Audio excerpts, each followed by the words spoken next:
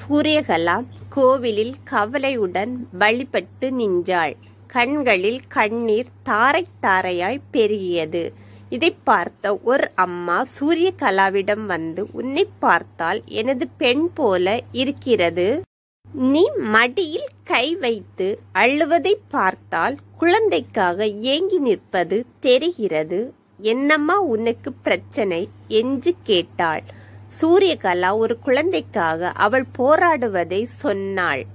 உடனே அந்த அம்மா, நீ அதோ தெரிகிற மரத்தில் அம்மனை நினைத்து தொட்டில் கட்டு, நீ நினைத்தது சீக்கிரம் நிறைவேறும் என்று சொன்னாள். சூரியகலாவும் கடவுளை நினைத்து தொட்டிலை கட்டி விட்டு வீட்டுக்கு சென்றாள். வீட்டுக்கு போனதும் கோமதி, எங்கடி போனா நீ?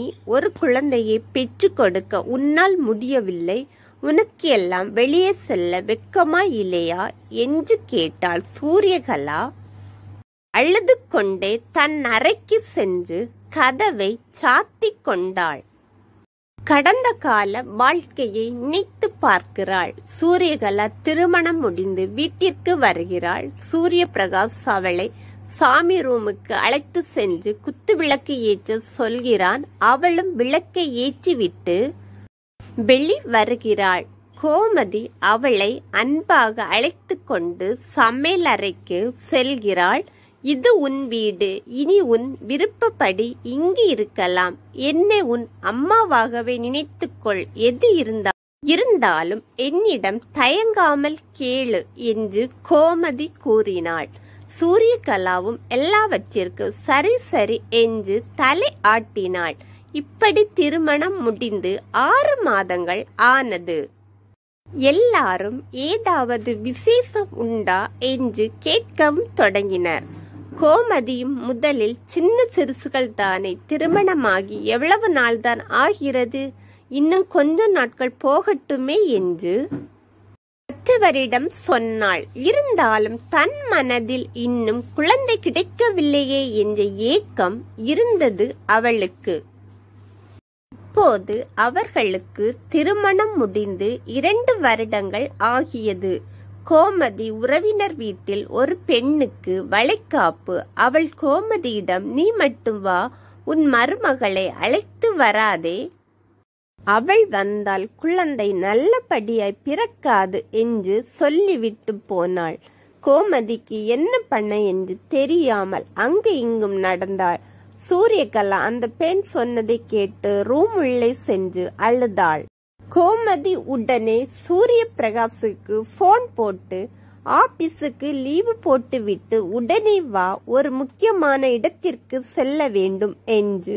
பிரகாசும் உடனே பதறி அடைத்து கொண்டு வீட்டுக்கு வந்தான். கோமதி இருவரையும் அழைத்து கொண்டு மருத்துவமனைக்கு சென்றாள். அங்கு இவர்களை பரிசோதித்த டாக்டர் இருவருக்கும் எந்த குறையும் இல்லை என்று கூறினர். மூவரும் வீட்டிற்கு வந்தனர்.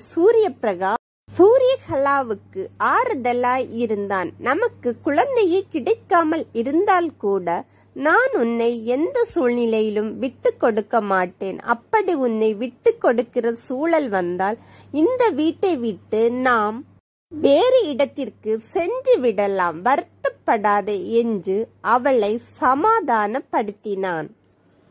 இப்படியே மாதங்கள் ஓடின. 4 வருடம் முடிந்தது. சூரியகலா படாத அவஸ்தைகள் கிடையாது.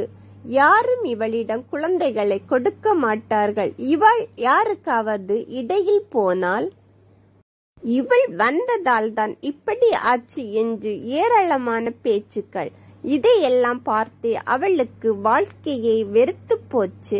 வீட்டில் கோமதியின் கொடுமையும் ஏராளம். எல்லாவற்றையும் நினைத்து கொண்டு இருந்தவள் திடீரென கதவு தட்டும் சத்தம் கேட்டு கதவை திறந்தாள்.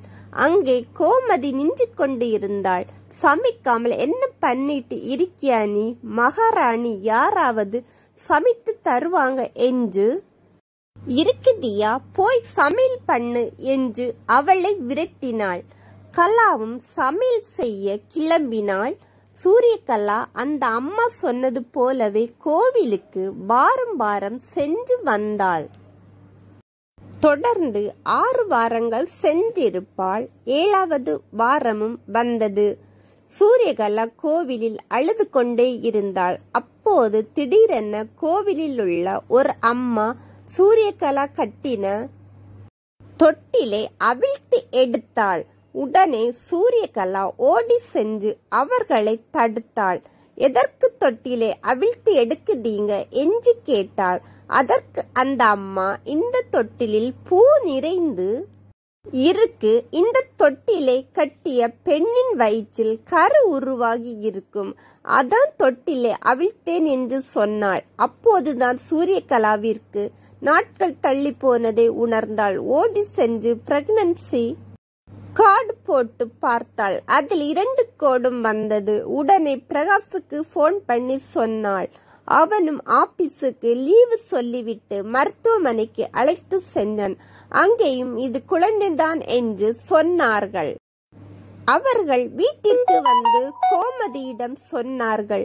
கோமதி சந்தோஷத்தில், இனி என் மருமகளை மலடி என்று யாராவது சொல்வீங்களா? அவளது வயிற்றில் எங்கள் வாரிசு வளர்கிறது என்று ஊர் கேட்க வெளியில் வந்து சொன்னாள். சூரியகலாவும் சூரிய பிரகாசும் தங்கள் குழந்தையின் வருகையை எதிர்பார்த்து காத்து கொண்டு இருந்தனர்.